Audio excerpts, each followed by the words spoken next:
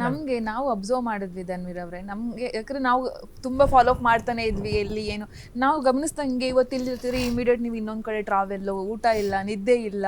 ಆ ದಿನಗಳು ಹೆಂಗಿತ್ತು ನಿಮ್ಗೆ ಅಂತ ಹೇಳಿ ಅಂದ್ರೆ ನಿಮ್ಮ ಮನಸ್ಸು ಕಣ್ಣುಗಳಲ್ಲಿ ಕಾಣಿಸ್ತಿತ್ತು, ಭಾರ ಇತ್ತು, ಇಲ್ಲ ಭಾರದಲ್ಲೇ ಒಂಥರ ನೋವಿನಲ್ಲೇ ಮಾಡ್ತಿದ್ವಿ. ಹೆಂಗಿತ್ತು ಅಂತ, ಯಾಕಂದ್ರೆ ನಮ್ಗೆ ಇವತ್ತೇ ನೀವು ಸಿಕ್ಕಿರೋದು ಮಾತಾಡೋದಕ್ಕೆ. ಈ ಸಂದರ್ಭನ ನಾವು ಕೇಳಿದ್ರೆ ಸೂಕ್ತ ಅಂತ ನನಗೆ ಅನಿಸ್ತಾ, ಅದಕ್ಕೋಸ್ಕರ ಕೇಳ್ತಾ ಇದ್ದೀನಿ. ಇಲ್ಲ ಮೇಡಮ್, ಅದು ನೀವು ಹೇಳ್ದಂಗೆ ತುಂಬಾ ಮನಸ್ಸಲ್ಲಿ ಭಾರ ಇಟ್ಕೊಂಡೇ ನಾವು ಮಾಡಿದ್ದು. ಯಾಕಂದ್ರೆ ಆ ವ್ಯಕ್ತಿ ಅಷ್ಟು ಜನಕ್ಕೆ ಅಷ್ಟು ಕಷ್ಟ ಕಾಲಗಳಲ್ಲಿ ನಿಂತರು, ಅಷ್ಟು ಪ್ರಾಣಿಗಳು ಸೇವೆ ಮಾಡೋದು, ಎಲ್ಲ ಮಾಡೋರು, ದೊಡ್ಡವರು ಅನ್ಸ್ಕೊಂಡ್ರು, ಜೊತೆಗಿದ್ರು, ಎಲ್ಲ ಇದ್ರು. ಬಟ್ ಆ ಮನುಷ್ಯನಿಗೆ ಕಷ್ಟ ಅಂತ ಬಂದಾಗ ಯಾರು ಹಿಂದೆ ಬರ್ಲಿಲ್ವಲ್ಲ, ಹಿಂದೇಟ್ ಹಾಕ್ಬಿಟ್ರಲ್ಲ, ಅದು ತುಂಬಾ ಭಾರಿ ಬೇಜಾರಾಯಿತು.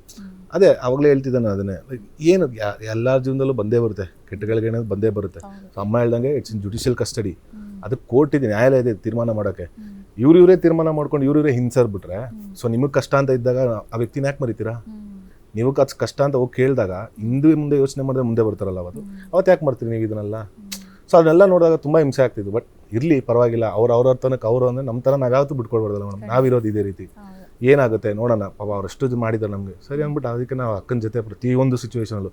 ಯಾಕಂದರೆ ಇನ್ನೊಂದು ನಾನು ತುಂಬ ಬೇಜಾರಾಗ್ತಿದ್ದು ಅಂದರೆ, ಬೀಯಿಂಗ್ ಒಬ್ಬರು ಹೆಣ್ಮಗು ಆಗಿ ಅವರು ಒಬ್ಬರೇ ಹೋರಾಟ ಮಾಡ್ತಿರಲ್ಲ, ಅದು ತುಂಬ ನಮ್ಗೆ ಬೇಜಾರಾಗ್ತಿತ್ತು. ಯಾಕಂದರೆ ಅಷ್ಟು ಇದ್ರೊಂದು ಸುತ್ತೂರ ಯಾರೂ ಇರಲಿಲ್ಲ ಅವತ್ತು, ಪಾಪ ಅವರೊಬ್ಬರೇ ಹೋರಾಟ ಮಾಡ್ತಿಲ್ಲ.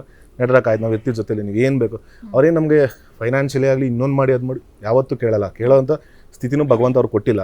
ಬಟ್ ಆದರೂ ಒಂದು ಮಾರಲ್ ಸಪೋರ್ಟನ್ನು ಇರುತ್ತಲ್ಲ, ಆ ಸಿಚುವೇಶನಲ್ಲಿ ಜೊತೆಗೆ ಯಾರೋ ನಮ್ಮವರು ಅಂತ ಇದ್ದಾಗ ಅದಕ್ಕೆ ಅವ್ರಿಗೂ ಒಂದು ಏನೋ ಇರುತ್ತೆ, ಧೈರ್ಯ, ಆಯ್ತು ಇದು ಮಾಡ್ಬೋದು ಅದು ನೋಡೋದು. ಸೊ ಅಂಥದ್ದೊಂದು ಕೇಳ್ತಾರೆ ಹೊರತು ಬೇರೆ ಇನ್ನೇನು ಎಕ್ಸ್ಪೆಕ್ಟ್ ಮಾಡೋದಲ್ಲ. ಸೊ ಆ ಟೈಮಲ್ಲಿ ನಮ್ಗೆ ಅದೊಂದಿತ್ತು, ಅವ್ರಿಗೆ ಅವಶ್ಯಕತೆ ಇದನ್ನು ನಾನು ನಿಂತ್ಕೊಂಡು ಏನಿಲ್ಲ ಬಿಡ್ರಕ್ಕಾಗಿ.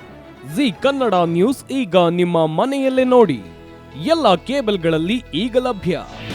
ನಿಮ್ಮ ನೆಚ್ಚಿನ ಜಿ ಕನ್ನಡ ನ್ಯೂಸ್ ಈಗ ಸನ್ ಡೈರೆಕ್ಟ್ ನಲ್ಲಿ number 292, Tata play number 1664, Jio TV number 1334, NXT digital number 30, N cable number 30, city networks 51, U digital number 162, GTPL number 17, Rockline telecommunications number 42, Shri Basaveshwara cable number 168, rural cable network 60, Vinayaka digital 57, Abhishek cable 821, city channel 53, Siddeshwara cable network 57, ವಿ4 digital infotech 628, Surya digital networks 53, Gajanan digital number 836, Malnad infotech private limited number